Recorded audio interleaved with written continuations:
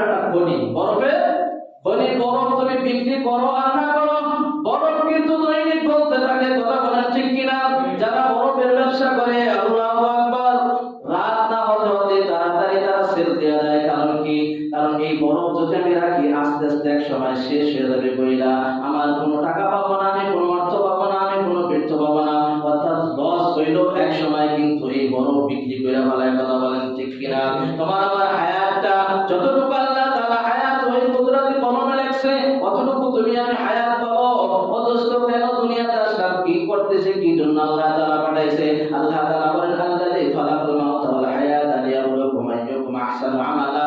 আল্লাহ তাআলা দুইটা জিনিস দিয়া, আল্লাহ তাআলা হায়াত এবং মওত, এই দুইটা জিনিস কি দিয়া আল্লাহ তাআলা বনি আদমকে দুনিয়ায় পাঠাইছে? আগে মৃত্যু, এরপরে হায়াত।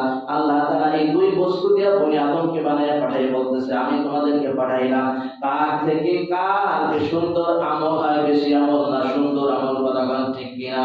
কে কার থেকে ভালো আমল করে দুনিয়া থেকে কবরে আসতে পারে, আল্লাহ তাআলা এইটাই দেখতে চায়, এইটা দেখার জন্য তোমাকে আমাকে পাঠাইছে। কথা বলেন ঠিক কিনা?